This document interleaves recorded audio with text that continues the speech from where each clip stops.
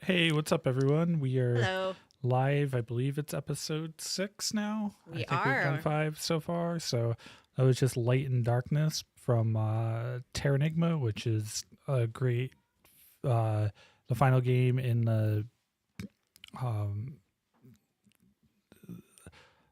the Soul Blazer Terranigma Illusion of Gaia / Illusion of Time trilogy. I think it's called the Time trilogy or Earth trilogy. I forget, but great set of games if you like stuff like Zelda, Link to the Past, and so forth. So this week, Shannon brought the beer. So what'd you bring? Yeah. We got a lot to talk about this week. But first of all, the beer. We have a couple different kinds today. This is one of my favorite local beers. It's a blueberry pilsner from Speckled Pig. They're based out of Ballston Spa. Very, very good light summer beer. And we also have the Good Fortune IPA. We all need a little good fortune. Let's be honest here. This is from Common Roots. They have establishments in Glens Falls and Albany, New York. Awesome. Well, I am going to grab one of these Yes. Speckled Pigs. Always interesting brewery names around here. Keeping it away from the equipment just in case it wants to blow up on me. Yeah. They might be a little blow up on us this time. Cool. Yeah, so you have a lot of gaming news. Yeah, there's a good amount of movie news, so we're going to jump into that here soon. So I figured this first story would be a fun one to talk about. Baldur's Gate 3 dev secretly wrote the D&D RPG's release date on a whiskey bottle in a bar 5 years ago, but no one found it, and it never leaked. That's interesting. So 2 years have passed since Baldur's Gate released on August of 2023 and became a pillar of the RPG genre. Apparently, its launch date was out in the wild long before then. Larian Studios publishing director Michael Dowse reveals as much in an online post, admitting that he sneakily wrote the Baldur's Gate 3 release date on a random bottle of whiskey in a bar 5 whole years ago, pre-pandemic and all. 5 years and a pandy ago, writes the lead. I wrote the BG3 release date on this bottle of whiskey and let it hang in the bar. Nobody found it. Let's see what kind of whiskey it was. Well, let's see. I can pull it up here. I mean, these details matter. There it is. Baldur's Gate release. Oh, that's a good one. Yeah, that's the Japanese whiskey. Yeah, they're Larian's in English. I forget. Rod, I did get a haircut. I was way overdue. Thank you.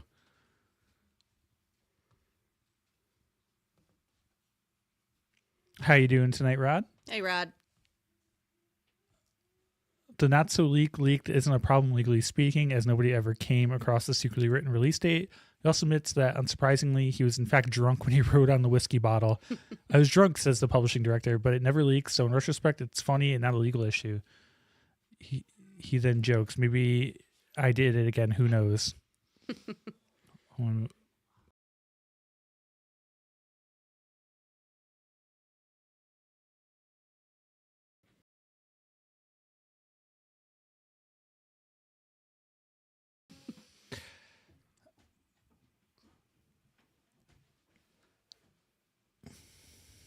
Nice to be back after 5 years drinking from the mythical bottle of secrets, reads his one reply. Attached to the lead's words is a picture of said bottle, a Japanese whiskey from Suntory, with the words Baldur's Gate release date on rear, beautifully marked in what appears to be a Sharpie over its label. So I figured that'd be a fun, cool story to start off with. That is fun. I can't believe nobody put 2 and 2 together, but they probably didn't believe it, or someone at work that probably just threw it out or whatever. Yeah, probably didn't pay attention. There's a lot of talks about where the Horizon Zero Dawn 3 is going to take place. Hey, how's it going?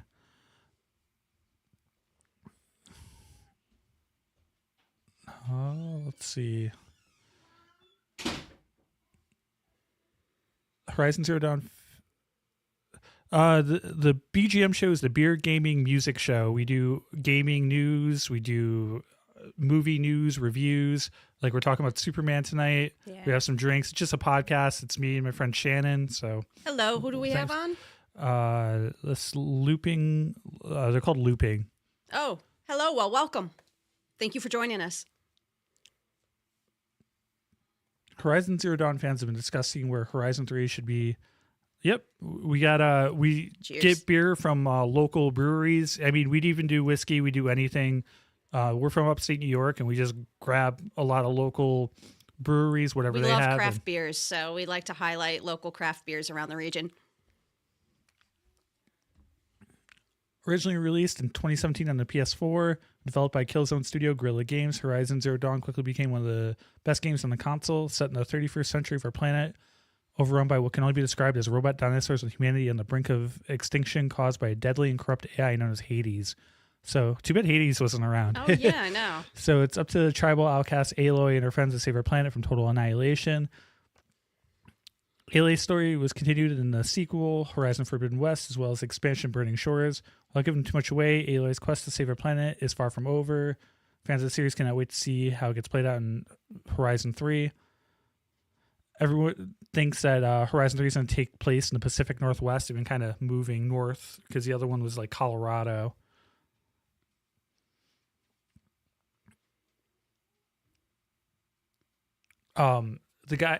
There was a big character called Silence, but unfortunately his actor is no longer with us, so I don't know what they're going to do about that since he's a big character, but that's pretty cool. This is kind of a fun story. Steam has a new best rated game of all time. For a long time, Portal 2 was the top dog. It's gone unchallenged in its top rated spot on Steam, but tracked by Steam's top 50. None other than Stardew Valley has moved above it. Beyond the difference in rating is quite minimal, but nonetheless, what's impressive about Stardew Valley 2 is originally made by one guy. He got some other developers after, but the game was mostly made and it just blew up. It sold millions of copies, and it's just like I'm not surprised it's as popular as it is. Everybody's talking about it. And yeah, it's been out over 10 years now. But people love it. Kids love it. My sister plays it with her kids all the time. I was going to say it's a good all ages game, so it's good for everybody. The other ones that are on the list are Hades, Vampire Survivors, Left 4 Dead 2, Original Portal. Schedule 1 has made 9th place, and that came out just this year. What's that one about? I'm not familiar with Schedule 1. Schedule 1 is you become like a drug kingpin and you just like grow and so it's like the modern day version of Dope Wars. looping says drugs. Yeah, exactly. It is the modern day Dope Wars. Okay, yeah, you remember Dope Wars, right? Vaguely. Yeah. I played that a lot in college. You have to go to like certain places around the globe, and there was a new update for Bazite, which is a Linux distro, which is very similar to SteamOS. I just want to talk about this because I'm building my arcade machine off of Bazite. So the popular gaming image Bazite has a July 2025 update with some new interesting features, expanded device support. The new devices support the Asus ROG Z13 2025 is now fully supported. One Player X, One X Mini Pro. There's also a Linux kernel version bumped to 6.154. They added a new store so you get access to new software. It's very clean, more stable. I just put it on my arcade machine. I was messing around with it earlier. Excited for where Bazite goes. It's just like SteamOS, so if you have a Steam Deck, it's pretty much that. So this is kind of unfortunate. I'm a huge Dungeons and Dragons fan. We play a lot of D&D here. Yep. We usually play on Fridays. D&D movies, video games, and other licensed products live under one roof, says the new Dungeons and Dragons franchise head. It's shifting to a franchise model with Hasbro's former senior VP of digital games leading the charge as the new head of D&D. Ayub shared the news in a LinkedIn post saying, "We shifted our structure internally and D&D moved to a full franchise model, meaning everything books, video games, film, and TV. Everything touching the franchise lives under one roof." Pretty much they're going to do a bunch of deals. You're going to see D&D and a lot of other things because they're going to ride out what they can with Dungeons & Dragons because it exploded in popularity in the last 10 years, especially with the pandemic too, with everyone stuck home.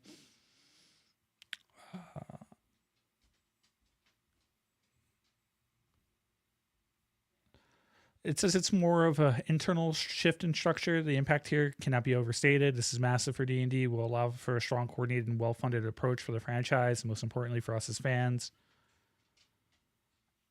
Not much is known about the future of D&D on TV and movie screens, but the franchise has many video games in development. Space Marine 2 is apparently working on a AAA D&D game, while Disney's Dreamlight Valley dev is also creating real-time survival in D&D's primary setting, the Forgotten Realms.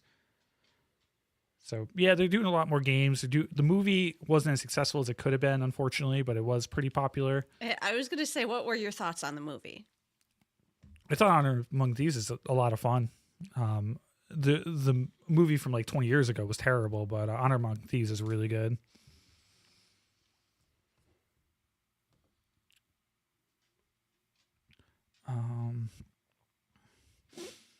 So on Prime Day, Xbox is going farther into their everything is an Xbox thing, which is kind of unfortunate. They're getting out of the console game, it seems. Game Pass is having a big year this year, and if you're watching from the sidelines, the good news is this bundle is sold at a 41% discount. It comes with an Xbox wireless controller, Fire Stick Max, and it's only $87.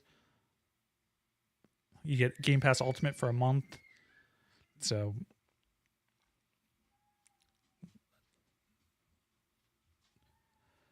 Game Pass gives you a lot. It's all streaming over the internet, so some people don't like that, but there's plenty of people that do.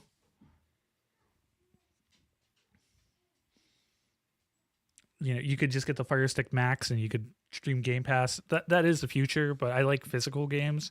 We talked about it last week with the Stop Killing Games initiative, and I think physical games are important. Games I really like having it physically. I have a huge retro collection, and you know, this all digital future, you know, has got a lot of downsides to it, unfortunately.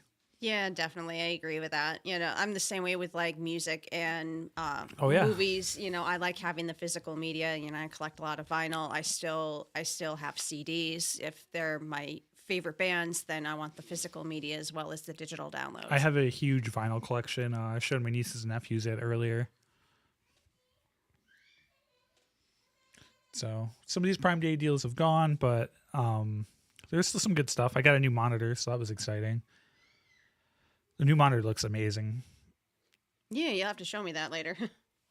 Yeah, it's an OLED 240 hertz 4K, so it just looks it's stunning with HDR. It's great.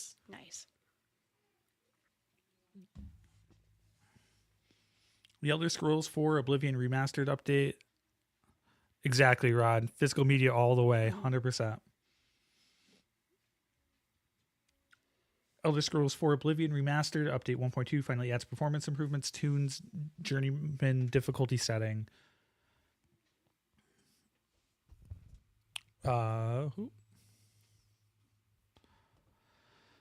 Oblivion Remastered finally has a new update with much needed performance improvements and tweaks to difficulty settings. Now, I don't really care about the difficulty settings. I just want to talk about this because I've been having a lot of crashes in the Shivering Isles. I was going to say, you're still in the middle of that one, right? Yeah, I played the original. Said it's a rather long game. Yeah, it's like 100 hours easily. If you do everything. I mean, I just try to do a lot of the achievements and all that.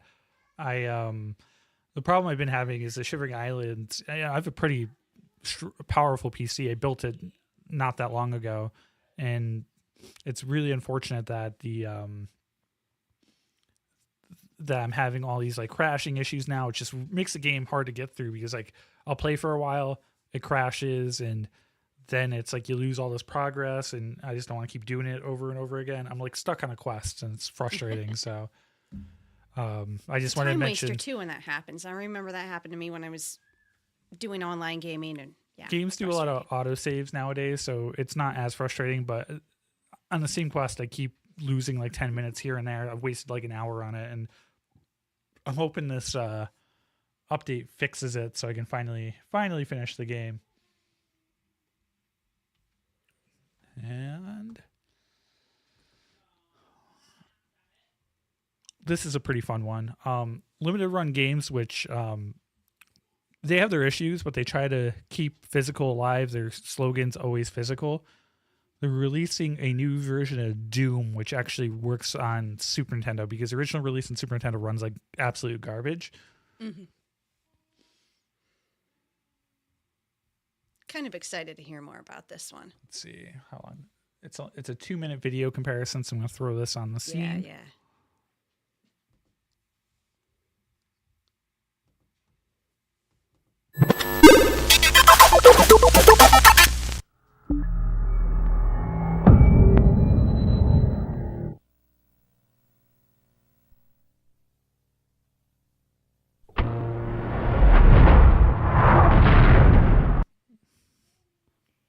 So this is compared. They added a new chip to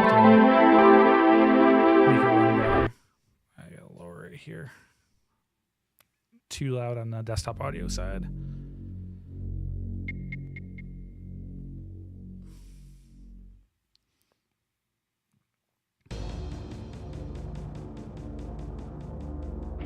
I have so many different versions of Doom. I have like all the different Sega versions. I got the long box and PS1. I collect Doom games. So It was an awesome game. Yeah, so this is the new. The graphics still don't look as good, but it runs a lot smoother. The original Super Nintendo release runs at like 3 frames per second. It's terrible.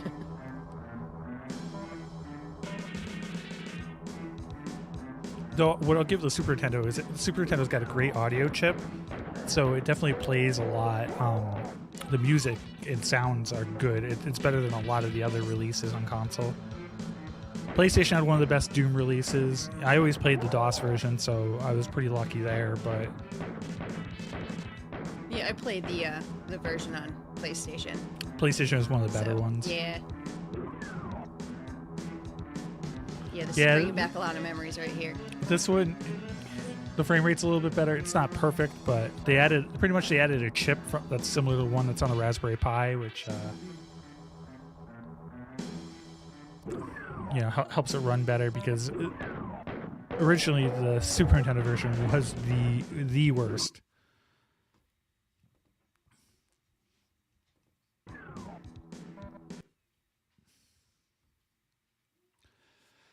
So when the project was first announced, Linden, who also worked on the original 95 port of the game, wow, that came out, the Super Nintendo port for Doom came out in 95, crazy. He's developing what would be unofficially known as a Super FX3. If you guys don't know, Super FX2 was a big ship in some Super Nintendo games. Rod might be able to help me with some that had the Super FX2, but I think Star Fox had it. Yep, this says right here. 93's groundbreaking Star Fox had the Super FX2. The chip is in reality Raspberry Pi 2350B. So some people were grumbling online, some going as far as to claim that this chip is doing all the heavy lifting and not the SNES itself. So he snapped back and said the new Doom 2025 SNES is the culmination of almost 3 years of work across software, firmware, and hardware by many individuals across the globe. The hardware was designed and developed by Bitmap Bureau in the UK. It uses a state-of-the-art Raspberry Pi 2350B running at 150 megahertz as the graphics coprocessor, similar to Super FX and the original Doom SNES. So yeah, it's just taking a chip from the Raspberry Pi, and it's pretty cool. It's pretty cool, yeah. Again, your best way to play it is one of the re-releases. I'm going to buy this and probably never open it. It's just going to go on the shelf. Because I just collect Doom releases. I don't know why. It's just what I do.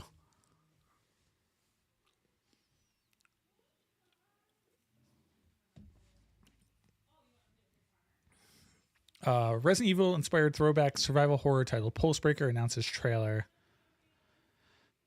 We're going to take a look at the trailer for this game and we're going to talk about it. So,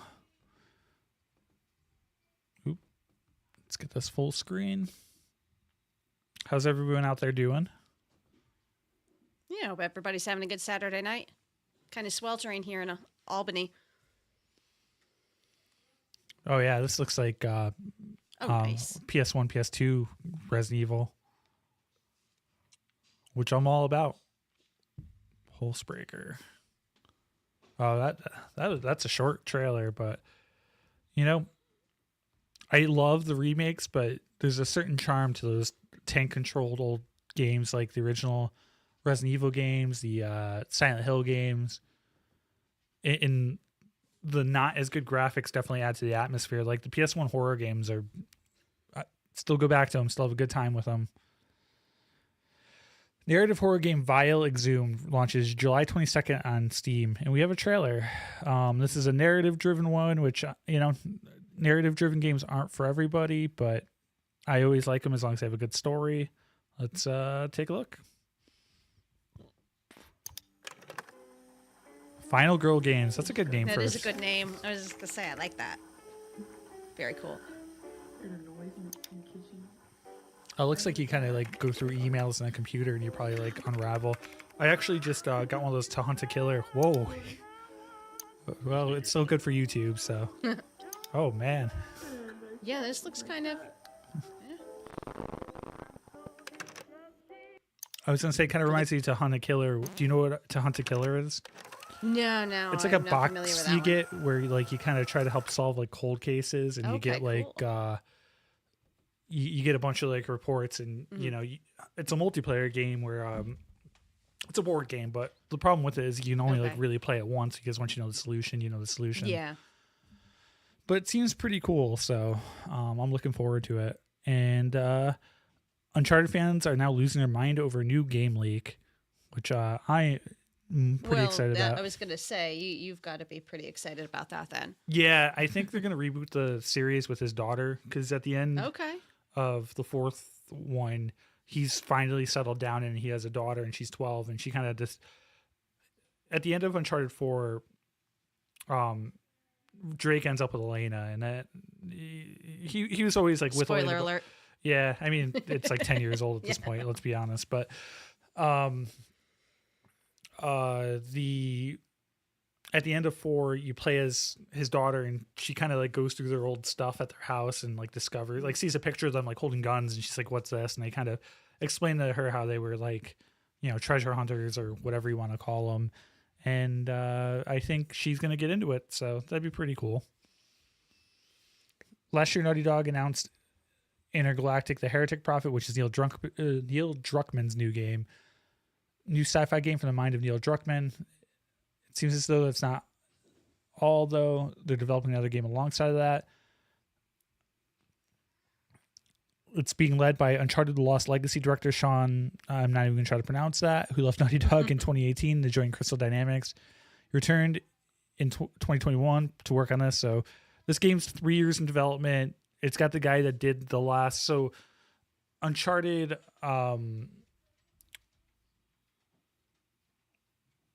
Lost Legacy was kind of an expansion / DLC. It was a game about another character called Chloe. So it was really good. So, more Uncharted, and I think a reboot would be good because, they did a lot with Nathan Drake. So expand the story, have it be about his daughter. And Yeah, that'd be kind of a cool continuation, I think. Yeah. Just going to bring up this picture. It's not really Friday the 13th, the game news. Unfortunately, there's not much to say about that, but they're finally making some merchandise with it. NECA is making a new Savini Jason figure. I will be pre-ordering this because Savini Jason is pretty awesome looking, and I know it'll sell out. Look up the prices for the retro Jason from NECA online. It's insane. The Freddy one too. I kind of missed the boat on those, though I do have a lot of figures, so I probably don't need them. I was going to say, where are you going to put them all? I don't know. Shelving. I'm going to put shelving down here, and then we will. Oh, that's right. Once you get the barcade up and running. All right. I am going to open up these stories now while I do this. Okay, we doing movies? Yes. All right, cool. Well, I had way too many tabs, so we will get through these. And while I'm doing this,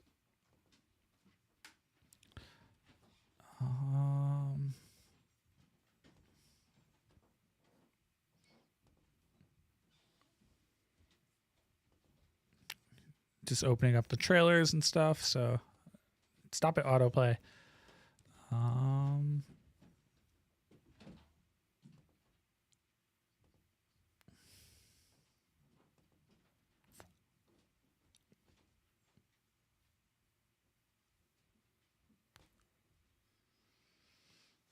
A lot going on in movie news too. Yeah, every time I see something that's interesting to talk about, I just jump on it. So, Rod, if you're still there, what do you got going on tonight?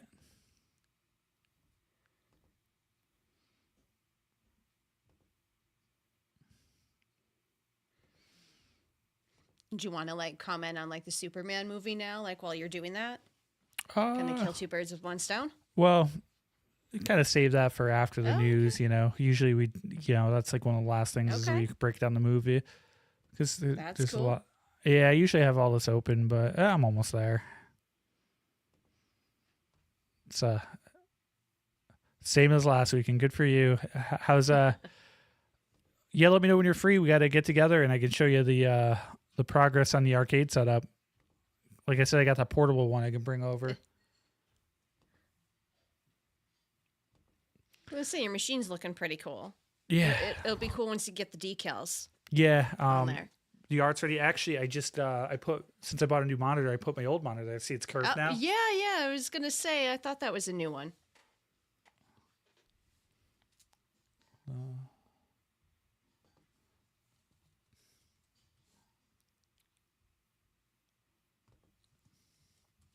Let's see. Oh, honestly, Rod, I didn't know that was a thing. I'll have to read up on that. But are you excited about it?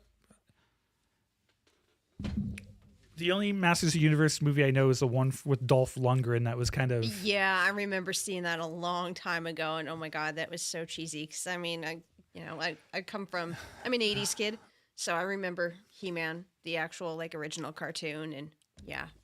Rod's a Super cheesy. huge Masters of the Universe fan. So. Oh, cool. BoJack Horseman's creator's new Netflix show gets an all-too-relatable first trailer about relationships of three siblings through the years. This is exciting. I loved BoJack Horseman. That was a great series. Let's see. Let's pull this up. Now I only have one sibling, but I'm sure I could probably relate to this too. BoJack Horseman's one of my favorite shows ever, but not something to watch if you're depressed. There was hey, it helped me through like our whole drama with our last job. I said don't. For those new here, we used to work together. That's how we know each other. Just one ride where we don't do this. he said Jared Leto's in the new Masters of the Universe. He's playing Skeletor, right? Skeletor, yep. Yeah. Yep. That seems appropriate for him. Yeah, I mean, I don't know your feelings on him, Rod, but I mean, he was good in Fight Club. And Wait a minute. First rule of Fight Club. Hey, you can talk about the movie. That's how you tell people about it. Never seen it. But yeah, that BoJack Horseman show looks like from the creator, looks very different. I'm a huge BoJack fan. But speaking of binging BoJack, someone binged it. Netflix emailed them and asked them if they were okay. Dude, it did get pretty dark. I'm just like, okay, should I take a break? But yeah, I couldn't stop watching. So it was kind of therapeutic for me. But I'm a weirdo like that. I shouldn't have come out of that feeling better about myself, but I kind of did. Hey, Rod, you got whiskey, we got beer here. Cheers to you. Cheers. So, fan films have been carrying the weight for a lot of dead franchises like Friday the 13th. If you're missing Friday the 13th, Never Hike Alone's pretty great. They're putting it all together as one movie as the final Ghost cut. Highly recommend that's it. So cool. I loved those movies. I thought they were great. They were, yeah, especially since there's just some guy in the woods at a camp. Really good. Yeah. Leprechaun Revenge. It's a fan film. I'm not going to play the film because it's on YouTube. I don't want to take the views away from them. So, but if you liked Leprechaun, I haven't watched this yet, but I've heard really good things. They got it's Leprechaun's Revenge, a reimagined continuation of the original '93 classic, and it serves as a direct sequel. They got a lot of people coming back.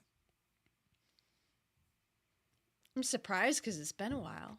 After surviving the horrors of a malevolent creature obsessed with his gold, an older, reclusive Ozzy Jones has spent decades trying to suppress the trauma of his encounter with the leprechaun. Kind of reminds me of Halloween 2018 with Laurie and her trauma from everyone's just doing the trauma thing with horror nowadays.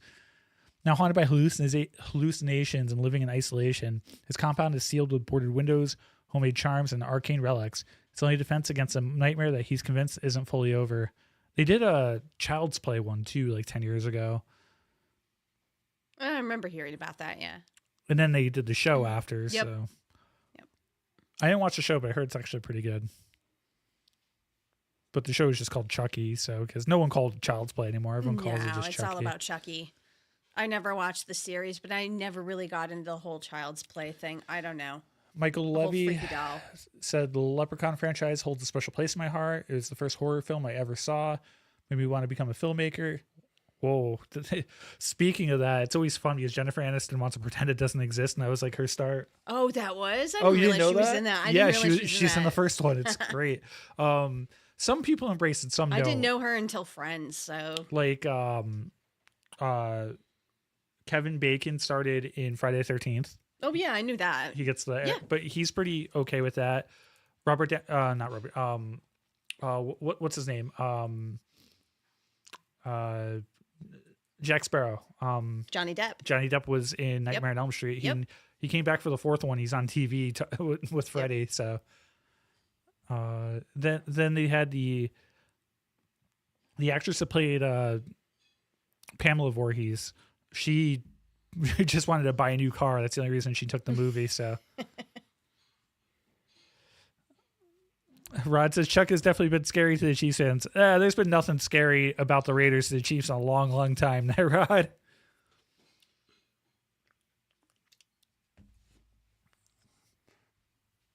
But I definitely have to watch this. It's listed here. Go check it out. I'm not going to take views from it. I'm just going to see it's only 10 minutes. It was just a short film? Yeah, Okay. it's just a fan short film. Okay. I mean, it's the best way to do it. They also did obviously we talked Never Hike Alone, but Yeah. did you see the sequel to A New Nightmare with they did a fan film that's a sequel to A New Nightmare. That's pretty good. Oh, no, I didn't see that one. It was I'll good. have to check it out. I did a review on it.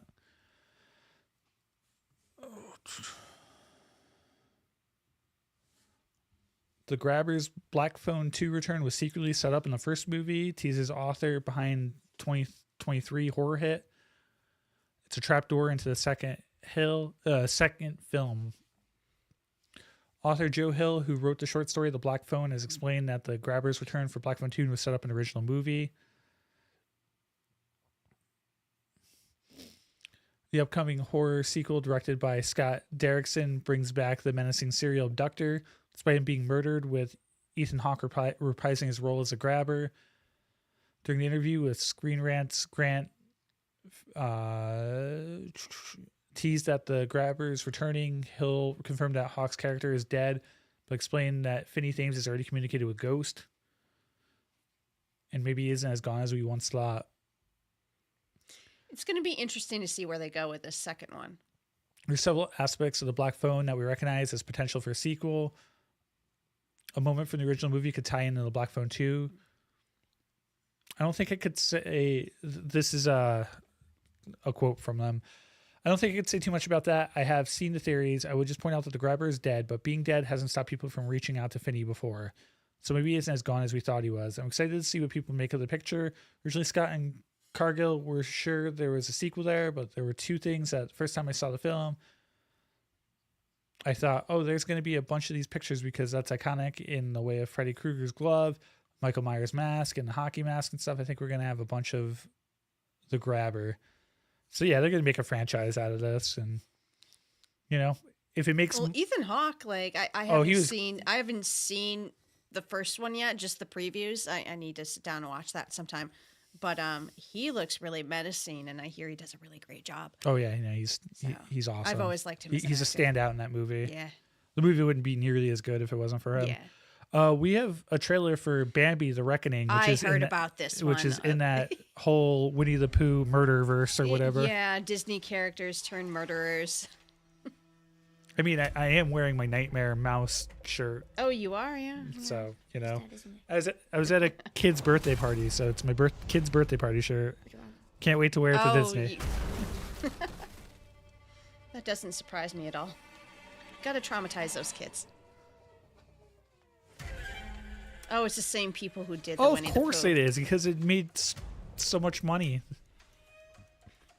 They paid, it was a $5 budget, and they made like a couple million. And So what's the plot gonna be? Like, this guy is out hunting and kills like Bambi's mother, and like Bambi comes back for revenge, because that would be kind of cool. that's probably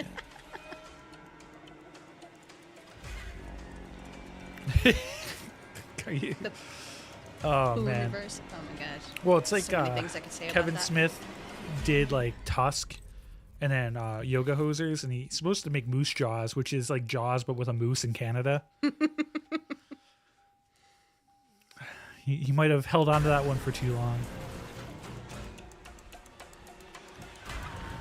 A wickedly fun reimagining of a childhood classic. I don't think it's the same thing there, Bloody Disgusting or whoever that was.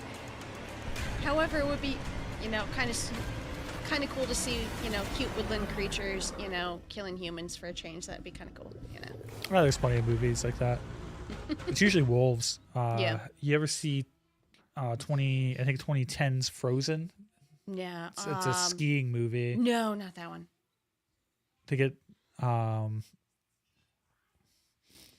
get stuck on a ski lift and hunted by wolves. So Oh, very cool.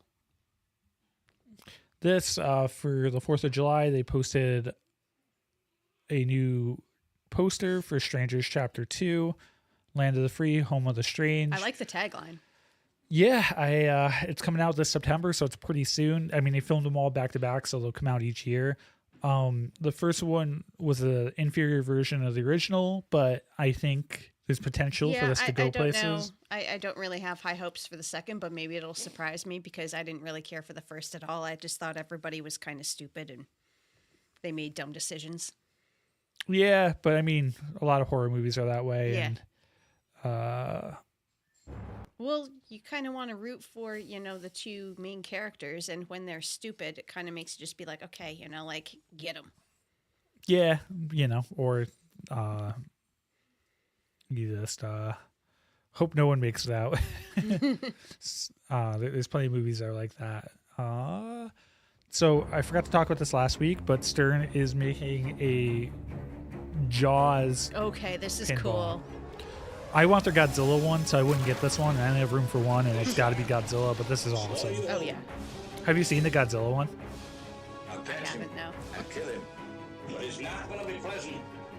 They do really well on these. Like, they take things from the movie and they got scenes, so it's always really cool. Well, yeah, this looks like it's been a long time since I've seen the movie, but yeah, that's wicked cool. I did go to this pinball exhibition a while back, where it was all Rockstar themed. So and they had an Alice Cooper pinball machine there, which I'm a huge Alice Cooper fan, so we went for that. The only thing was it wasn't working at the time, so we couldn't actually play it. So that was a great big bummer. But I want to say they had I don't know, I think they had one themed on Metallica. I There's forgot a what else Metallica they had. one. Yeah. There's a Kiss one. Yep, the Kiss one was there. I'm trying to think. Gosh, I'm trying to There's a think who Green Day else. one, I think. Yeah, that one wasn't there. It was mostly classic rockers. Yeah, I'm just thinking of the. Yeah. There's a pretty cool Teenage Mutant Ninja Turtles. If Rod, you're still there, Nice. there's a good Teenage Mutant Ninja Turtles one. I'm just showing this Godzilla one real quick. This one's great. They have the classic music. I wouldn't believe it if I didn't see it. Yeah, Max Godzilla. They got the pagoda. Oh, nice. I gotta get this one. It's going in here. Well, so- yeah.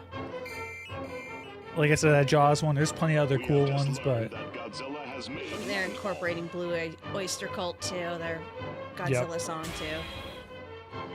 I've seen them live twice, and they're actually really, really good. they did Alive at 5 one a year or two ago. throughout the city are being I wasn't at the last one, but they've played a couple times. Oh, have they? Okay, Yeah. I knew about the last one.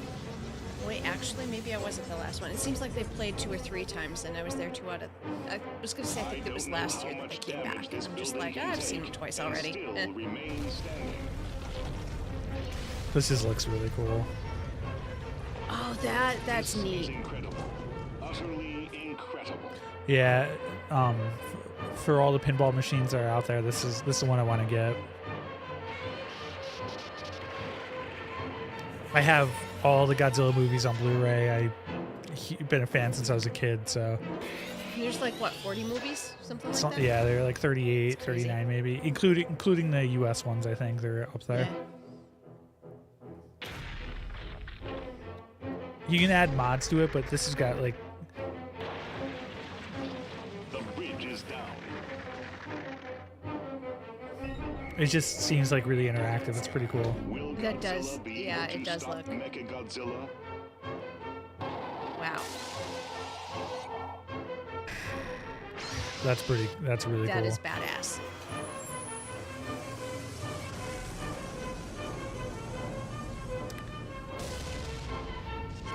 And you gotta have the Godzilla drop kick. That's a infamous scene.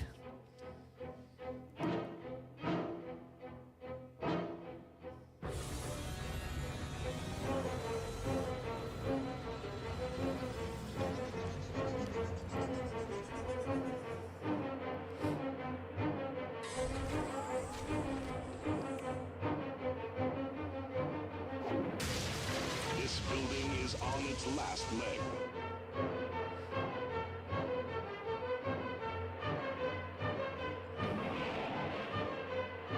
Oh, that's pretty cool. Mothra's eyes glow up when that happens. That's pretty cool. Yeah, yeah. Heat ray spinners. There's so much going on. There is, yeah. There's a lot to Reports this are game. coming in that Godzilla may be making his way to another city. Godzilla has entered Tokyo Bay.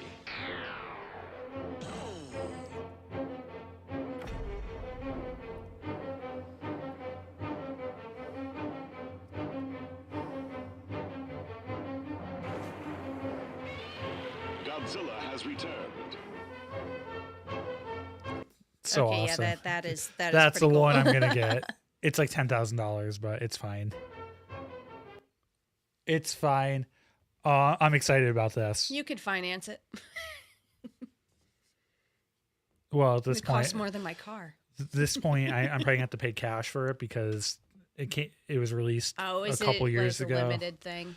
Yeah, it was released a little while ago. This is the King of the Hill trailer. King of the Hill is one of my favorite shows of all time, so I'm very excited to see it come back. Man, look at that return dang old king, man. Oh, wow. I'm getting a hug. Okay. Emotional.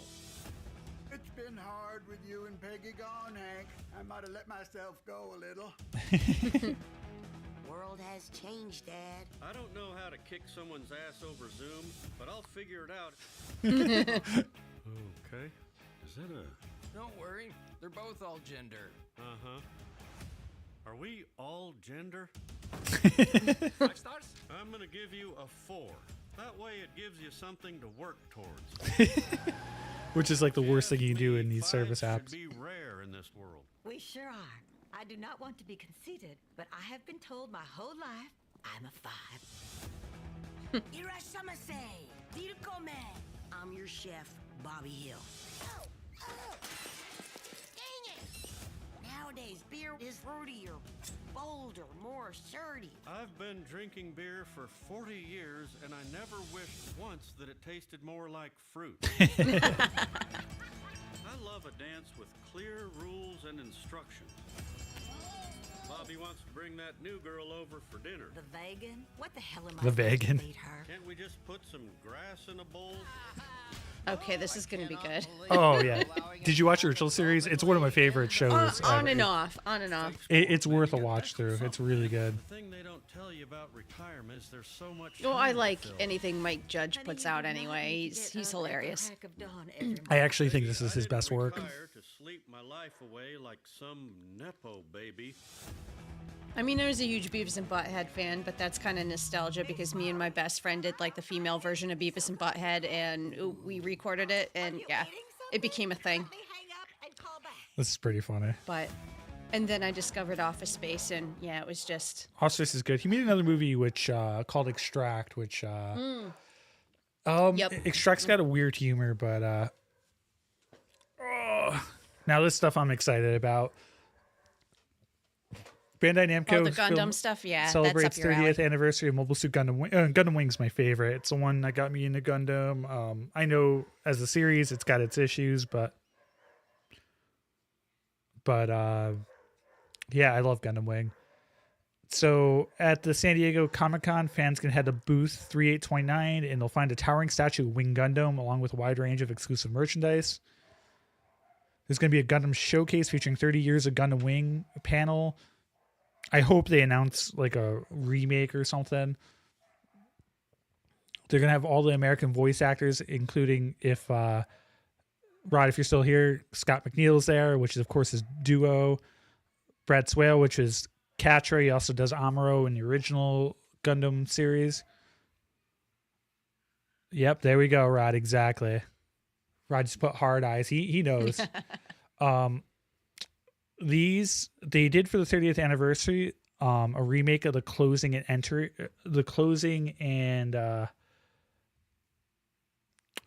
intro for the show. And Gundam Wing, even if you didn't like Gundam Wing, the music is so good in the show. I think it's a great show, but I know as a lot of Gundam fans have issues with it, but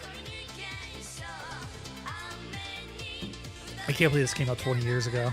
Or it's like 30 years ago. Wow. Oh, wow. 30, yeah. Yeah, 30th anniversary.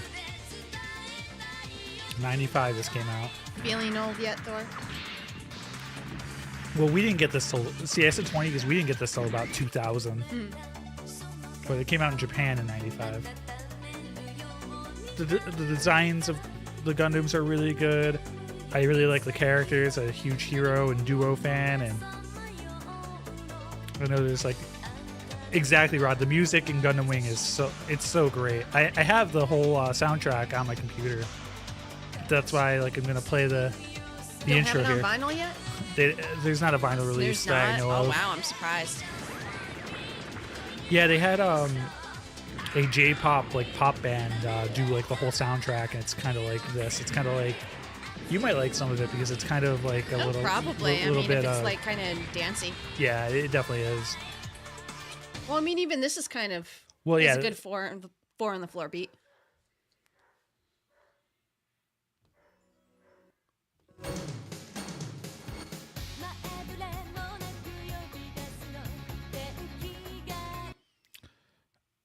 So Gundam Wing, they did Epion versus the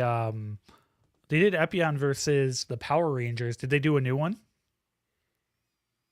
Because Epion fought the Tiger Zord or whatever. Let's see. Gundam. What's that song called?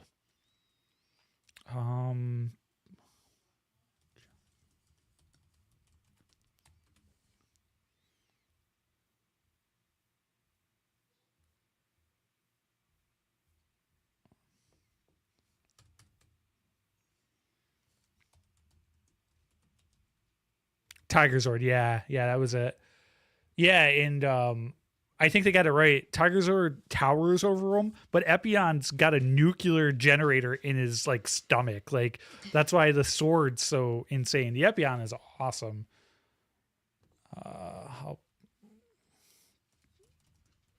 So the idea between Epion and Zero are kind of like a two sides of the same coin. They did Mobile Suit Gundam versus Optimus Prime, and Optimus Prime won that, which I don't totally agree with. I think V Gundam would have probably beat Optimus Prime, so maybe he could have beat the original Gundam. I was wondering if they did a crossover. Death Battle, it's a YouTube channel, they did it. Okay. But this is the Gundam Epion. This thing is awesome. Oh, and Death Scythe Hell is cool. Death Scythe Custom. You'll like this. It's designed after a bat. Oh, cool. It's like well, that is badass looking. Yeah, I have this model. You do. Its wings kind of cover it yeah. So Epion is kind of like the darker one, and then they gave angel wings to. Some people love this design, some people hate it. I want to see what you think of this one. Well, I like angels, so like angels and angel wings. So that I think Yeah, that's pretty cool. it's kind of because like when it flies, its wings flap and they like, feathers like fall off. So not everyone loved the design, but I like Okay. Zero Custom. No, I think it's cool.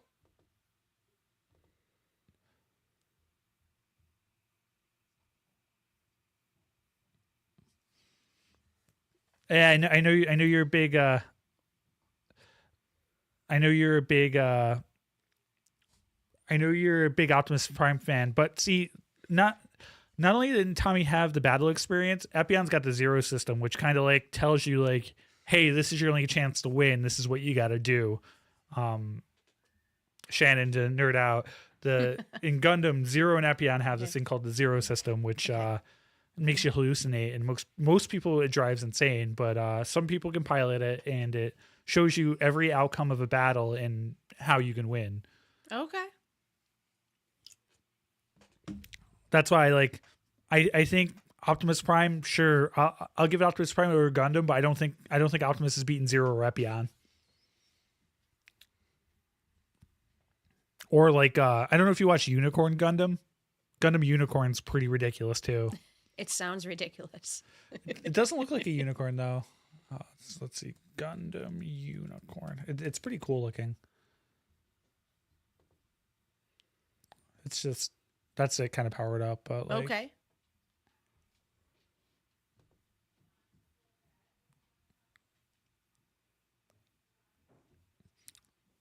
yeah, they've done some really good episodes. I mean, I'm a big fan of the series. Scorpion's always good. Like sometimes they have dumb battles, but it's often very entertaining. Until mid-August, Gundam fans can now snag exclusive franchise merchandise by eating at select KFC locations. Hungry Gundam fans in Hong Kong can grab numerous pieces of exclusive franchise merchandise, assuming they can make it to one of these specific KFC restaurants. I have a KFC down the road from where I work often in Albany. Why can't this be here? Each piece of merchandise is based on Endless Waltz, which the designs for Endless Waltz is awesome. Tall Geese 3 is really cool looking too. I didn't know they did versus Unicorn, but that's interesting. I'll have to watch that episode. I mean, because Unicorn's pretty powerful. V Gundam, I think V would be tough for Sazabi. Sazabi would be tough for the Transformers. I don't know though, man. I don't see Rodimus or Optimus surviving Zero's Buster Rifle though. The thing destroys colonies. I can talk about Gundam all night. You could talk about Gundam all night like I could talk about the Matrix all night. So, even Steven.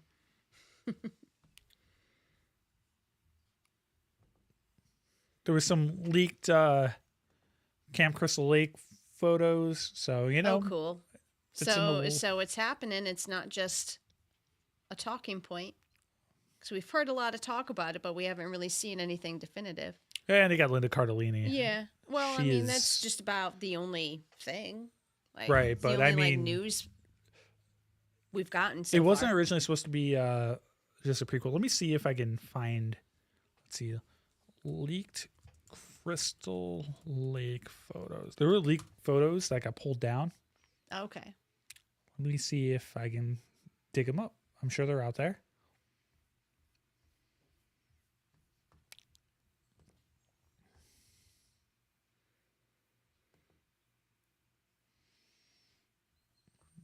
That's a band. I forgot there's a band called Crystal Lake. They're from Japan, I think. Oh, nice. Any good? They look I- like what, a metal band? I think they're a metal band. I haven't Okay. listened to them, so I can't say for sure. Leaked Crystal Lake photos show.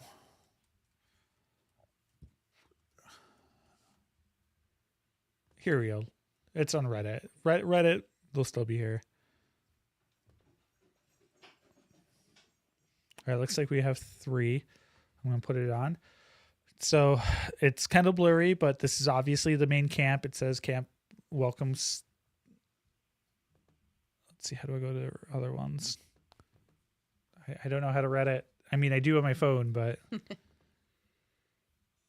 here we go. Yeah.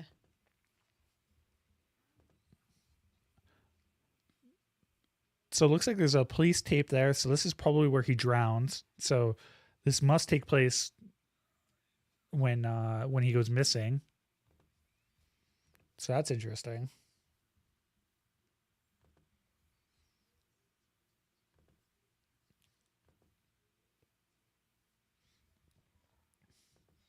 Yeah, I think this takes place in the early 70s, like 71 or something. So the car's got the right I was look. gonna say, yeah, the car is vintage. Was it Plymouth?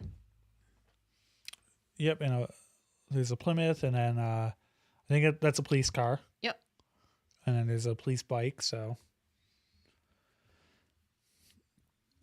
it'll be fun and interesting to see where that goes. I used to know my cars back in the day, not so much now, but There's a new trailer for the Twisted Metal show.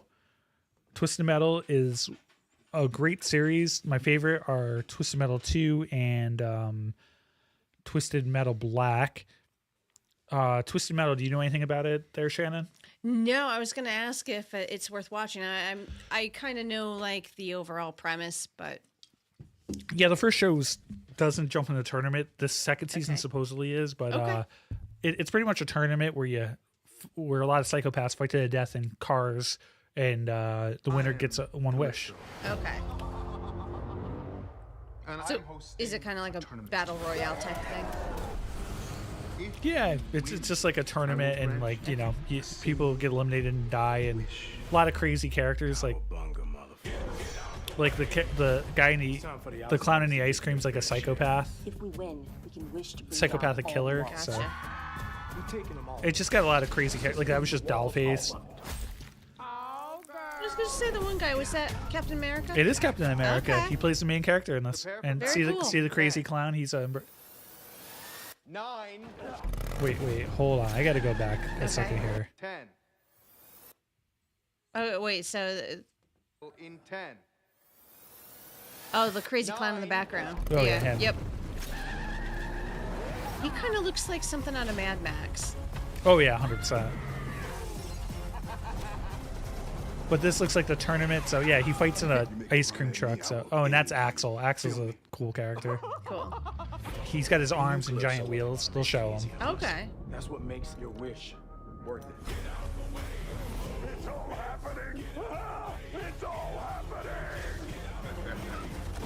Yeah, they showed Axel there. We got Mr. Grimm. See, he's in the wheels. So, yeah, it kind of has elements of Fast and the Furious too, with just the cars and all of that, and of course, Ludacris. Move, bitch. Twisted Metal. No, it sounds cool. I'll give you the background how the original game was made in a second. Your plan looks really good when you're shooting.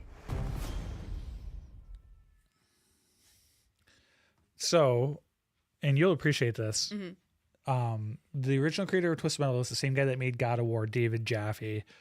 He's doesn't really make games anymore. He's on YouTube and he's got a pretty decent channel, but he worked for Sony. He's not a programmer or anything. He's just a game director. He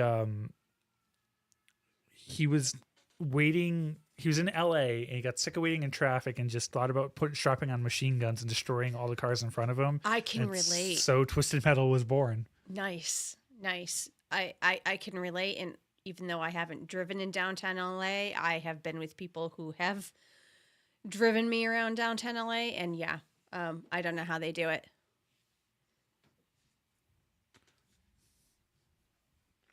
It's like next level. Bumper to bumper, no matter what time of day it is. That's exactly it. And everybody drives like they're either high or drunk. They're doing a Tom Savini release, A Night of the Living Dead Resurrected on Steelbook 4K. Again, like I said, horror Very fans cool. will buy things a million times. I don't own this Steelbook, so it's something I might want. The problem with these movies, just like the early Friday the 13th, is they just got cut down by the MPAA. Adam Green, who made the Hatchet franchise and Frozen, was on a podcast recently, and It's called Talk from the Crypt. It's actually pretty interesting. Danielle Harris was on it recently too. Oh, cool. And she's always great. Oh yeah, she's awesome. I love her podcast with Scout. I know, Taylor Compton. She was awesome when I met her. She Oh, covered me in blood. It's great. We all know you had a good time with that. Yeah, she's just like, yeah, you need more blood. I'm like, all right, sure, whatever you say, Danielle. I love how she just like leans into it all and Yeah, she has a great awesome. attitude about it. She's awesome. But yeah, Adam Green was on there and he's talking about how things got cut down a lot and Terrifiers kind of opened the door because like now, you know, Hatchet got pulled from theaters, but Terrifiers kind of opened the way for these horror movies to succeed and survive. So, you know, Terrifier got big and opened the way. So I think a lot of gory movies are going to be more prevalent. But the reason I'm saying all this is it's unfortunate because a lot of these 80s movies weren't that bad and they just got severely cut down.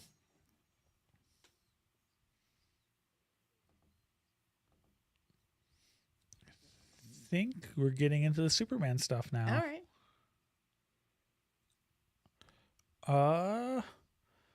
James Gunn says Superman is first superhero movie because Guardians of the Galaxy were space adventures. They weren't really superheroes, which I think is accurate. This is like the first superhero he's done because the Guardians of the Galaxy, none of them had like they have powers, but nothing Yeah, like they have powers, but it seemed like I don't know, like the super best friends, you know, who nothing try and over do the good in top. the universe. But we are going to jump into spoilers. But I will say about Superman is I thought it was good. I think it was one of the best Superman movies. I think Henry Cavill would have been a better Superman if he had a better movie. Well, this new guy, I thought he really did Superman justice. He kind of reminded me a little bit, just looks wise, of Christopher Reeve. I mean, nobody can touch Christopher Reeve. Everybody knows he's, you know, always going to be the best Superman. But you know, this kid did him justice, I think. Just looks wise, performance wise, I think he did well. Said a lot better than the story writing was better than I had expected. Like you actually cared about the characters, like, and they were kind of developed. I wish they would have fleshed out Lex Luthor a little bit. Yeah, like I was saying about his motives for hating Superman were a little weren't hollow. really definitive. Yeah, I think Lex Luthor is going to become more of the maniacal brain mastermind that he does in like the cartoons. I don't know the Superman comics. I know the cartoons better, like Justice Leagues, Justice Friends, whatever. I know Lex Luthor mostly from that, and I know a lot. It's just like Batman. I don't really know the comics. I just know the cartoon. Like I grew up with the '90s Batman cartoon. You know, I am the knight. I am Batman. So the movies I think will go an interesting way. I think James Gunn's going to do better when they grow out into the Justice League. The Justice Gang I thought was pretty cool. I love Nathan Fillion, so having him as Green Lantern I thought was great, especially that dumb haircut. He's great in everything he does. He's awesome. There's an Uncharted fan film with him, and it's amazing. Yeah. I don't know, like the young actress who played Lois Lane. I thought she did well too. Yes, And- Super Friends. Thank you, Rod. That's an old show, but I remember watching it. I think just the other one was the Dexter's Laboratory version, but you know what I meant. Those shows are good, and that's where I know like Lex Luthor from though, where he's the Lex Luthor's kind of the leader over the bad guys there. So in this movie though, it's kind of jumps you in the middle. Like Superman's been around for a while. They give you a text crawl where like he's been a superhero. People know about him. The Justice Gang, he works with them, but he's not a part of them. But they know him. Mr. Terrific was awesome. Mr. Terrific, I liked He was him. so great. He definitely like helped make the movie. Even though Crypto was CG, the dogs, everyone loves dogs. So Well, I mean, you know, it also helped that like Crypto is your dog Sayla yeah, through and through. Sayla's bigger. Lovable, adorable, but is absolutely crazy. Sayla doesn't realize how big she is. Yeah.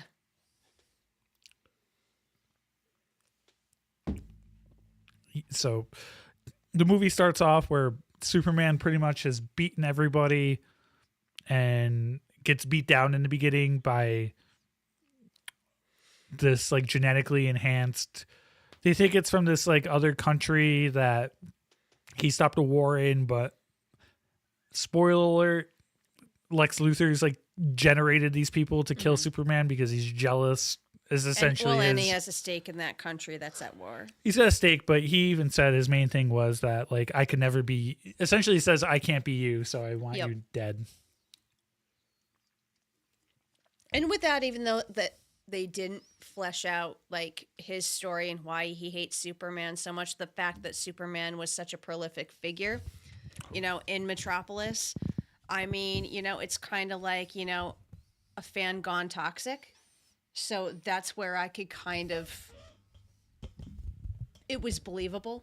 Where just like, yeah, you know, it was crazy tech guy, you know, gets, you know, super obsessed with Superman because Superman's everything that he's not. So he uses. Definitely believable, but he just didn't seem like a strong villain. He wasn't strong at all. He wasn't he seemed strong at all. Yeah, he seemed more of like an underling than like, you know, because, you know, he was always like, his whole thing was brains over brawn, and he ends up, the main villain is he cloned Superman. And that's like the main villain, but the main villain's not in it that much. I mean, that he fights. It's kind of, the movie is all over the place, but it kind of works. It shouldn't work, but it works decently well. I think it's good, not amazing. I say it's entertaining. I was entertained. I thought the characters, like, even though a lot Lex better. Luthor wasn't fleshed out enough, his character, but everybody was, you know, Lois was likable. Clark was likable. Lois's team at the Daily Planet were likable. Yeah, the characters were great, and the side stories were probably even better than the rest of it. I mean, the villain was kind of lackluster. A lot of people do like Lex Luthor in this, but I think he could have been like better. But I think he's going to grow into being a better Lex Luthor. You know what he reminded me of was like a whiny Billy Corgan. It's the bald head.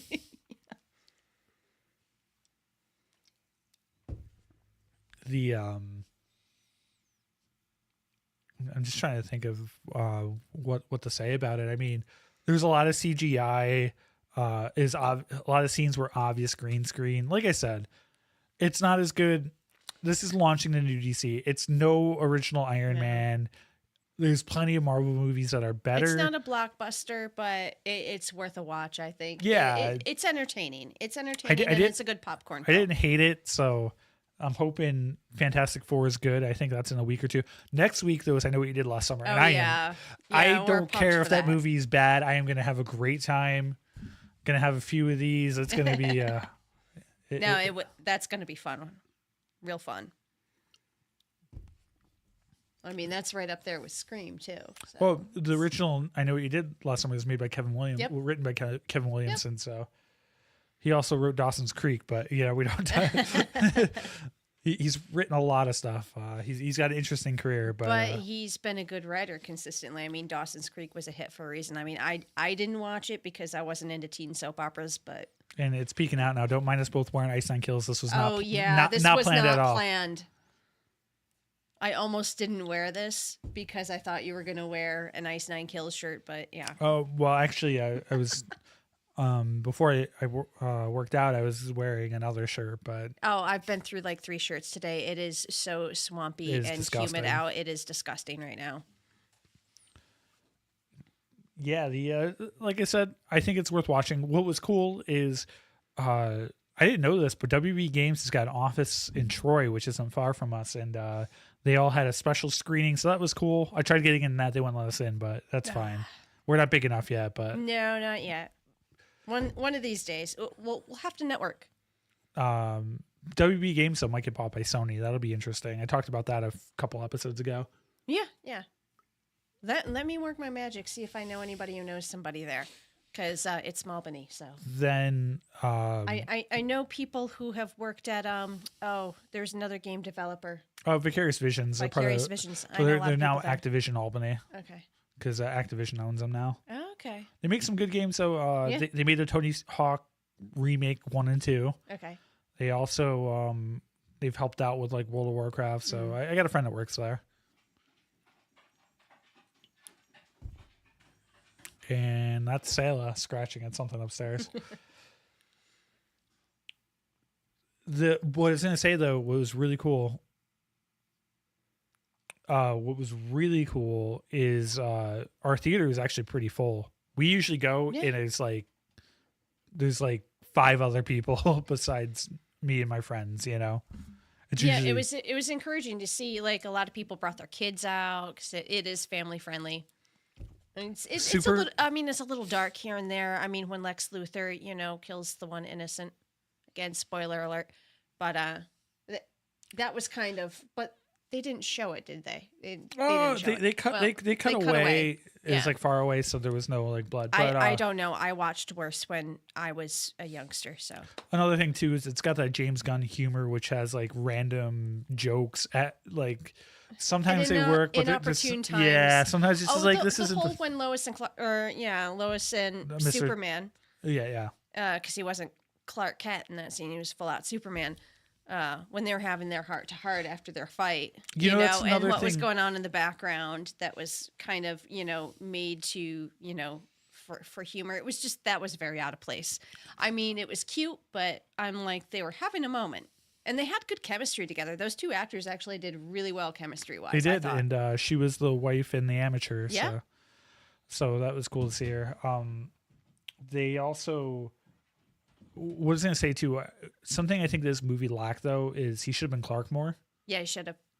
You kind of missed that at the very beginning, and you kind of missed that element in the movie because he's not Clark very much in this movie. He's mostly Superman. Yeah. It would have been nice to see him switch back and forth. I mean, when he went to visit, his mother and father in Kansas, the people who raised him. Well, I mean, they know he's Superman, but he's Clark to them. Yeah, so but that's he's kind Clark of like then.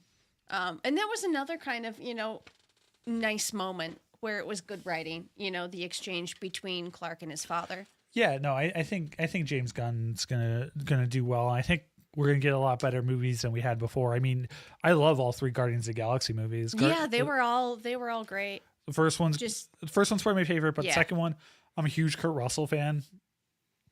So yeah, you got me sold there. Rod says, and my brother and sister-in-law from North Carolina were actually complaining about the heat today. Yeah, it's not good up here. Yeah, it's like Florida weather. There's a reason I'll never move to Florida because it's always like 90 degrees and humid the whole entire time. And like last time I was down there, it was like February and it was like that. And I'm like, yeah, I don't know. I don't get it. I don't get the appeal. It's just strip malls and old people. No offense to anybody who's watching who lives in Florida. You got anything else beautiful to add about the Superman movie? I think that's all I really have. I mean, I think that's there's not like a lot to say. It's just I don't know. Like I just see a lot of critics like totally like panning it, and I'm like, well, you know what? For what it is, compared to what other content, Hollywood is putting out, it's decent. Yeah, it's nothing mindless drivel. I'm like he even. Yeah, there was politics, political agenda kind of, splattered in there, but, they kind of covered that a little bit, with other stuff that. Again, though. It didn't focus solely on that. I think that was good. The thing with that, though, it really didn't, like, take it to, like, modern politics. It's more of, it reminded me of X-Men. Like a lot of X-Men's about that because a lot of people don't look at the mutants as being human. Yep. And it's more that idea than any like ideology. Yeah. It's just a lot about, I didn't do my spoiler review yet, but I was going to mention that is just that like it kind of reminded me of like a lot of the X-Men arcs, where they're, not seen as humans because they're different, but they're from Earth. He's an alien, so it's a lot with that, and it's like Lex Luthor trying to leverage that is pretty much the whole thing in the movie, and trying to make everybody fear Superman because he's not like you. Yeah, exactly. So, what was interesting though is they, so obviously Superman was sent to Earth by his parents, and he gets a message, and the first half of the message is like positive, like you should, help humanity and integrate. And then the second half was a little bit more about like taking over, and in the movie he doesn't believe it, and the parents that raised him. He can't. The whole second half is encrypted or something. And Well, no, the data was lost, but Yeah, Lex data Luthor was fixed lost. it. Yep. But I guess in the comic books, that's what they do now. Is that like he gets the first half that's positive, and then they tell him that he should like become the ruler. Yeah. And they're building the arc off of that. A lot of the story they're building off of that. The about him, being a good person because who he was raised by, not by the message. And I thought that was interesting because, obviously when you heard the second half of the message, I assumed that Lex Luthor doctored it. Because, Yeah, I thought he did too. But no, he didn't. No. They just really said and felt, that way. But, if you're a Dragon Ball fan, that's what the Saiyans did. They just raised hey, send these monster children to these third world planets and take over. But it was also a good sentiment. Like there was really, I don't think it was executed as well as it could have been, but there was a good message there about like sometimes family are, your chosen one and not your biological, and obviously, the humans who raised him were good people that instilled good morals. I mean, it's been forever since I've seen a movie where that kind of thing was encouraged. Yeah, I always hope for like good superhero movies. I remember when I was a kid, I really liked the Sam Raimi Spider-Man trilogy. I know Spider-Man 3 is not as good as the others. It's not as bad as people make it out to be, but It wasn't bad. But Spider-Man 2 is one of my favorite. Spider-Man 2 Sam Raimi is one of my favorite movies of all time. It is arguably the greatest comic book movie ever. It's so good. That next two, I will die on this hill.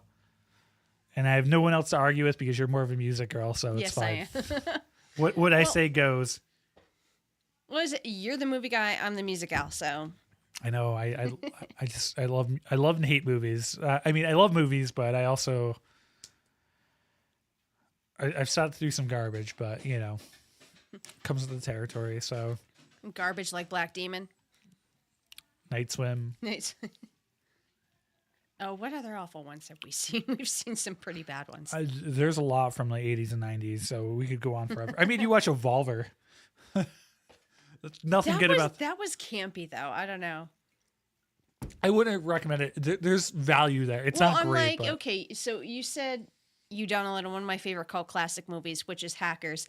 I mean, you're gonna hate it just from you're the IT guy, and there's I mean, I'm not even an IT person, but even I know that half of that shit that they were spewing is not accurate. See, that won't bother me though, because like a lot of things in the 90s did that. They embellish. I used to watch Are You Afraid of the Dark on Nickelodeon, and they did a movie where they did like an episode where there was like this virus trying to come into the real world, like kind of like Freddy. Are You Afraid of the Dark had some actually scary moments, but it's a great show.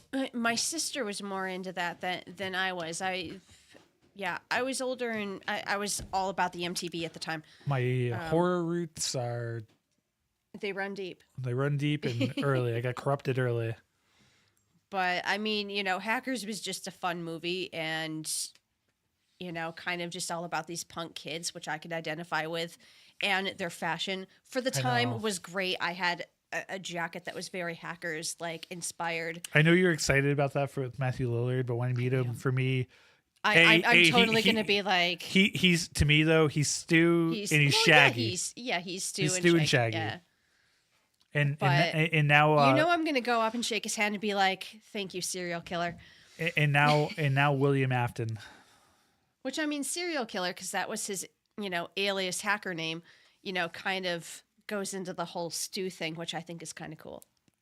I don't know. Just always destined to be a killer. Yeah. Well, just as soon as I saw him in Five Nights at Freddy's, I was like, yeah, he's Afton, 1,000%. I think everyone knew that though.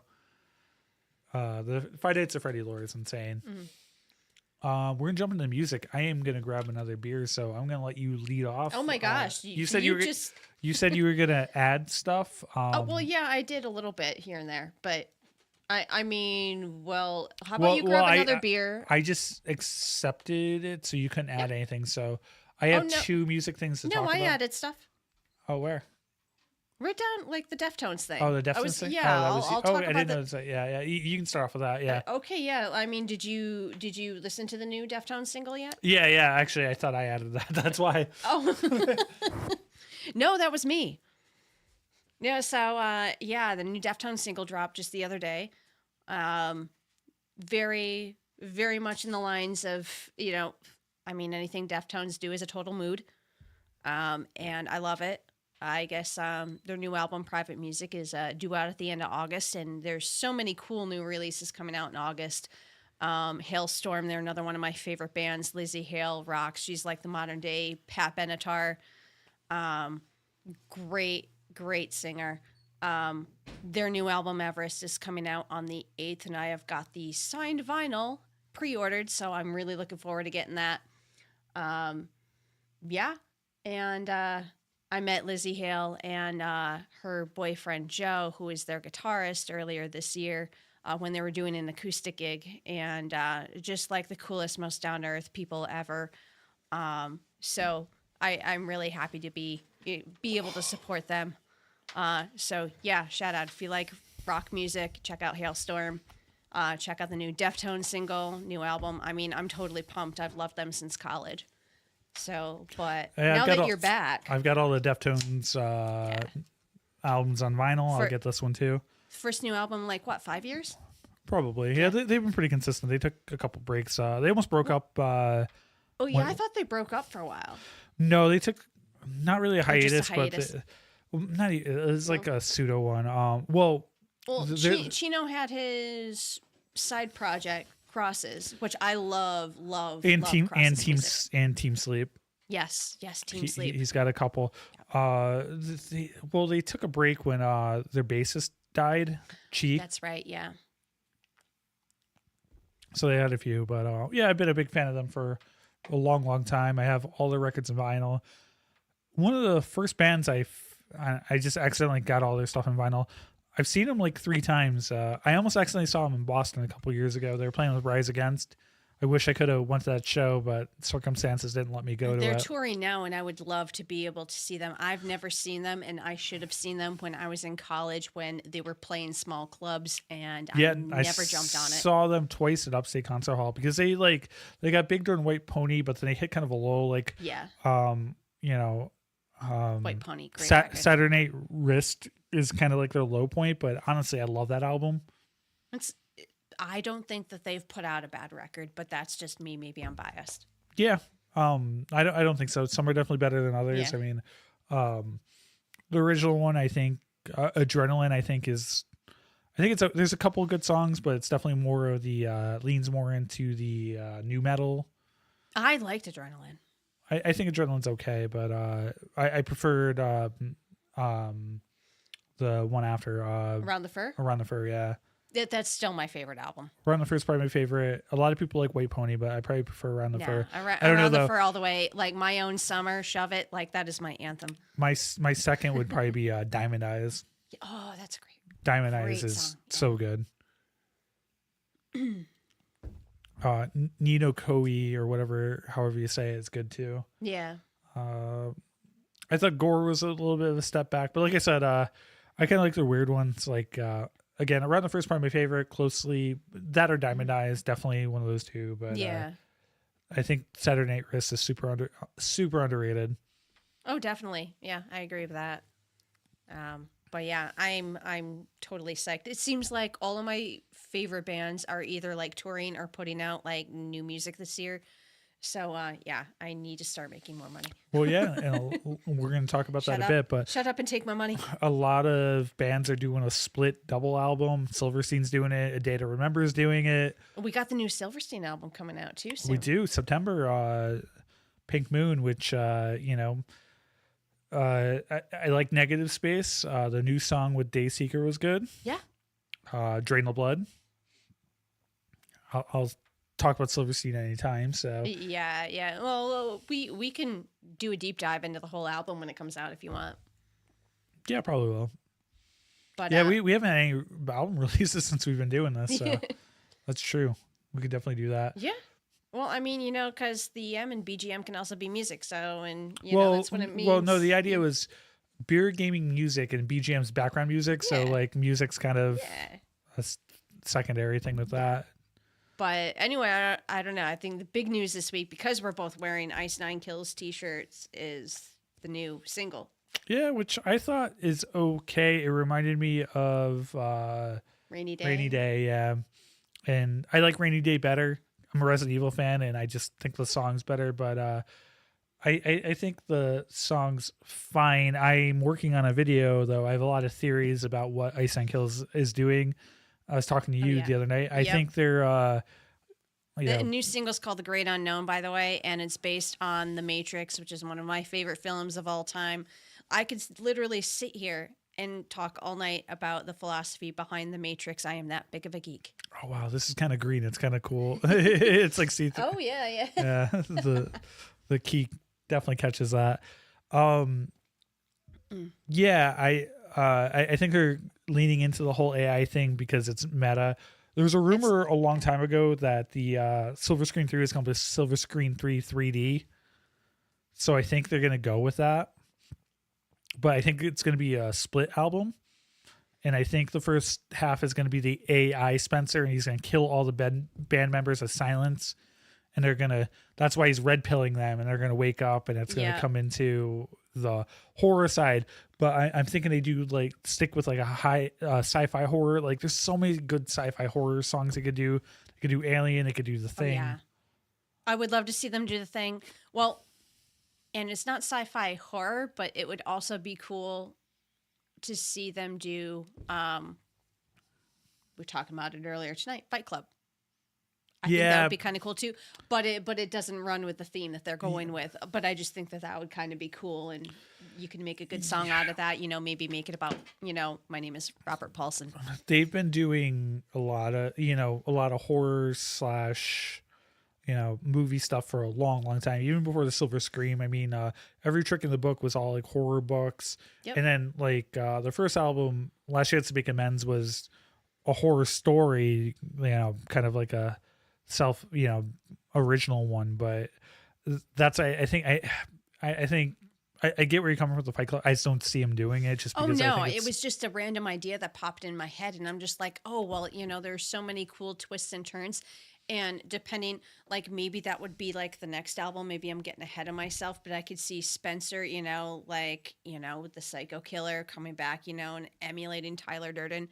Like, I think that there's something that they could do with that.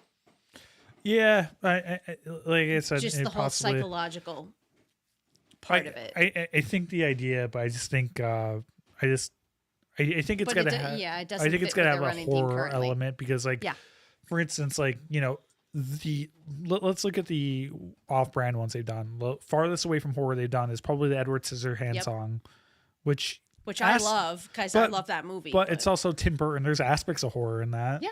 Oh yeah, there is. I mean, he's kind of like this grotesque, like half human. And he cuts up the girl and gets kicked out of society. Yeah. He saved her life, but he scars her. So like, so definitely horror aspects. Totally metaphorical there. So many ways. And I wouldn't. But a great movie. They do a song about the crow, which I wouldn't call a horror movie. I've never. This it's is like the a thing. dark like superhero. You asked me one time, what's your favorite horror film? And one of my favorite films of all time, besides The Matrix, is The Crow. But I've never considered that horror. No, he's more of like an anti-hero. Yeah. Well, he's a vigilante. Yeah. More like the Punisher. Yeah. And different. It was just a comic book adaptation action movie. I don't know. Exactly. So like, I never put it in the horror genre because it wasn't all blood and guts. I mean, it was just a revenge film. Yeah, exactly. But if he murdered people, the thing is, though, if he murdered people maliciously, it would be horror. So that's, I think it's close enough. I just, like I said, Fight Club's just about Project Mayhem. It's just like, But, if we get into the whole lore and like Spencer decides, the whole Silence Killer, get that into like the whole cult thing. and then you can kind of bring Project Mayhem into the picture. Like there's something they could do something with. Yeah, but there's better horror stories for that. Like I'm just saying. I hear you saying, but It was just an idea that came to me randomly one night. I'm like, oh, that would be kind of for cool. instance, Or if they tied that in with another movie. You familiar with The Following? No. So The Following, I've mentioned this to you before, but The Following was made by Kevin Williamson, the writer of Scream. Okay, yep. His idea for Scream 3 was that Stu lived and had a cult Yeah. that followed him and killed, and it was like a Hannibal Lecter situation where they like talked in and tried to figure it out. He got kicked out of Scream 3 and he made the show. It's with Kevin Bacon. Okay. It went for 3 seasons. It's actually good. Okay. It's actually good, but I think they would go more. I think they're going more that direction. Yeah, yeah. You know what I mean? Especially since they're so close to Matthew Lillard. He played music with Spencer recently, and they had a crossover with his Macabre Spirits. So, Yeah. I would love to get my hands on a bottle of that, but it's like $100. and like Ice and Kills, they're gonna cross over with like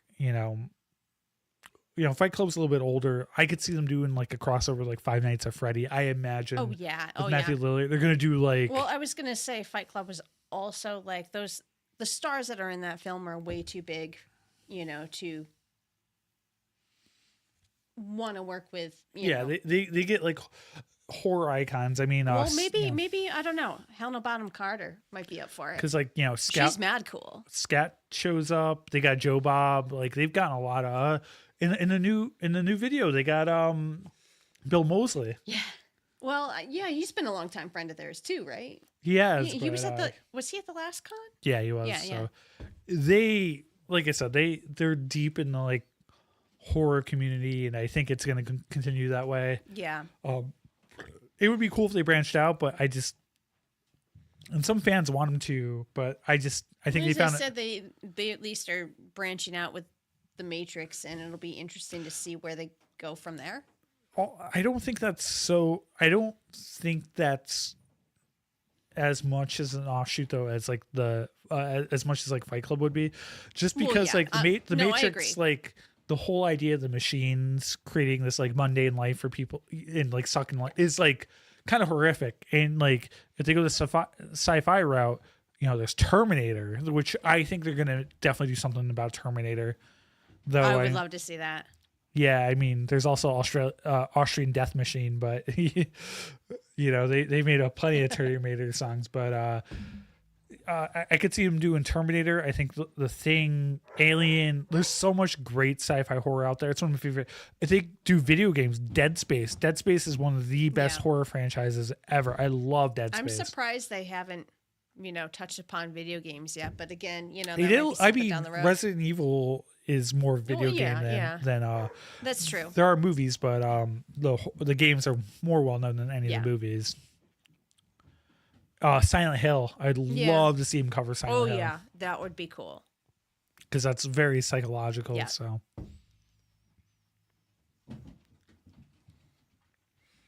But no, I mean, what did you think of the video itself? The Ice Nine Kills video.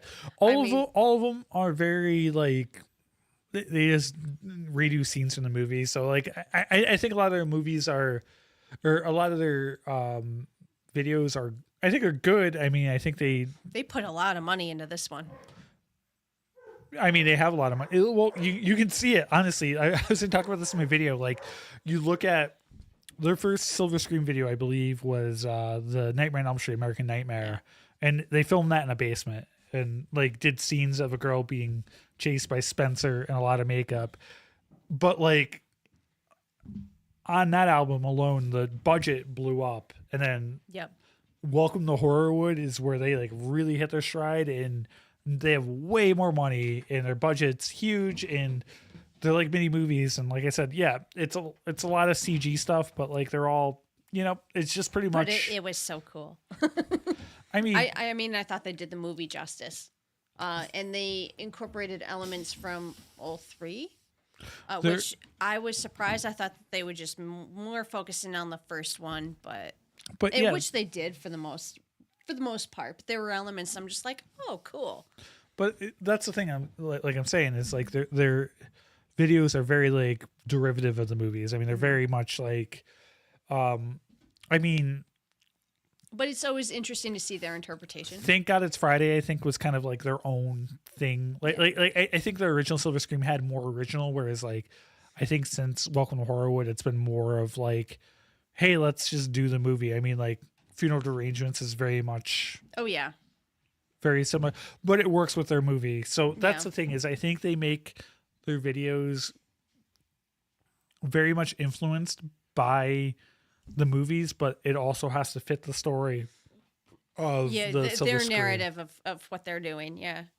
which But again, I think they do it well, and you don't see too many other people in the music industry kind of doing that whole like continuous, you know, story throughout their music videos, which I think is cool. You know, that's what I want to talk about in my video. I haven't released it yet. It'll probably be out tomorrow. Okay. I think the original Silver Scream was a standalone, and then it did way Yeah. better than I ever thought it would, and it's grown into Yeah. more. No, agreed.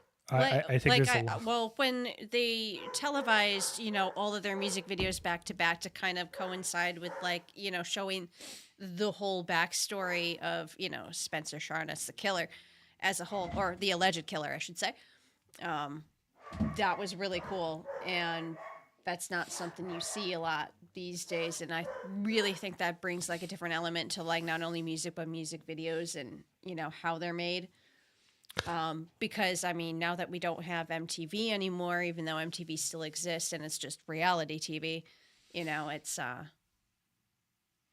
totally new concept that I think, you know, it's refreshing to see something new. And I've always been about music videos. So I'm a big horror fan, and I like heavier music. So, well, sort of heavier. I mean, my favorite bands are like Silverstein, Ice Nine Kills, Killswitch Engage. So I was gonna say my favorite band isn't all that heavy, but I like heavy music. So I just love the horror element. I've been a big horror fan since I was a kid. I mean, been watching movies for a long time, and you know, love all sorts of movies, but horror has just always just been fun. Been a big fan. It's been a big part of my life. So, you know, I'm excited to see what they do. I have a theory about where they're going. I will talk about that in the video, though. I'm not going to spoil it here. And check that video out. Like I said, the basic thing I think they're doing is I think they're doing a dual album, one with an AI sci-fi Spencer. band, and then they're going to go into like horror again. Like I said, there's been a theory / Spencer said something about calling it Horrorwood 3D. Rod says Weird Al is among my favorites as he has visited this area this week.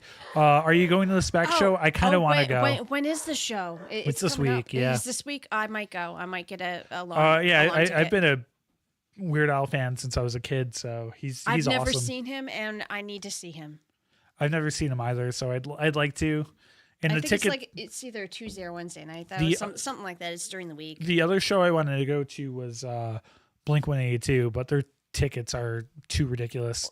I paid less. I had a friend who wanted to go see like Dave Matthews. I think he's playing tonight, and lawn seats were again like $70, and he's just like, yeah, no way. for lawn. It's For ridiculous. lawn, and you're just there like watching them on the screen because the way SPAC is set up, you can't really see down into the amphitheater at all, which I think is a total ripoff. Yeah, I would never pay more than. I've been to 20 or other 20, outdoor 30 bucks for- amphitheaters where you can still like, you know, have lawn seats and look straight down into the amphitheater and see the band as well as, you know, the big screens.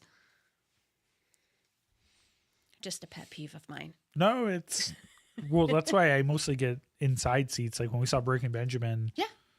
Breaking No, we had Benjamin's great great. seats. Breaking Benjamin's those are great.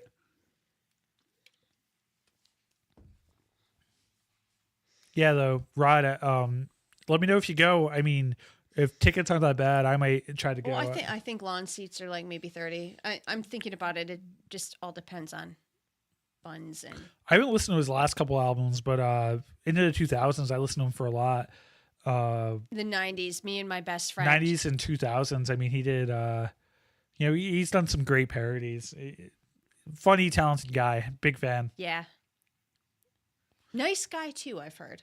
Yeah, I've heard that too. But yeah, I think let's see. We're almost 2 hours in, so okay, I think we've. I was gonna say, you want to wrap it up? I think that's a good show. So. All right. Yeah, thank you guys who've stuck around for us and hanging out with us tonight. And yeah, hope to see you next week again. Yeah, and Rod, let me know if Friday you're free, and we'll get together, and I'll bring over the arcade desktop machine. But anyway, everyone, thanks for hanging out, and we're gonna do our socials real quick. Yeah, thanks for reminding me. yeah, we'll do our socials, and just want to remind everyone we also do this on a podcast, so you can download it there if you want to listen to us. So Shannon, go ahead and shill. Okay, yeah, I'm Shannon. I am a DJ and marketing guru.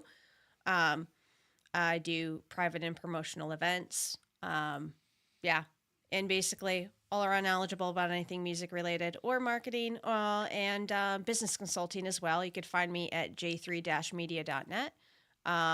Facebook, I am J3 Media, and Instagram is J3 Media DJ. Awesome. Well, if you're watching this live, you already know who I am. So, T Media on YouTube. I do videos. I do live shows. A lot of gaming and music, gaming and movie stuff. And I do Twitch as well. So Thor Effect on Twitch, which I'm hoping to change to T Media, but it's a work in progress. But yeah, I just want to say thanks for hanging out. Thank you guys. A lot of fun doing this, and just trying to build up the community, whether you're listening on the podcast form or with us live. Definitely like, share, subscribe, please. Like, share, subscribe, and tune into the show. We love having people in the chat, so we want to build that up, build an awesome community. I hope you guys have a great weekend. We're gonna go have a couple more of these and talk some more movies, and in the comments, email, whatever, let us know movies we should check out. Yeah, any kind of suggestions you have, any kind of talking points about anything, beer, gaming, movies, and music. Yeah, anything, we're down. So we'll see you in the next one. Thor and Shannon out. All right, peace out. Later, guys.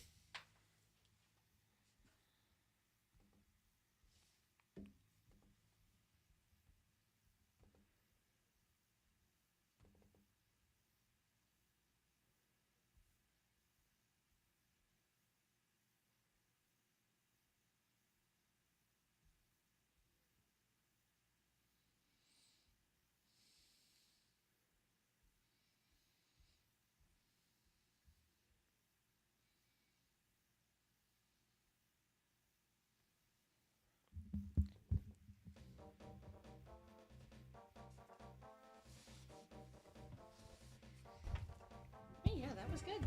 Yeah.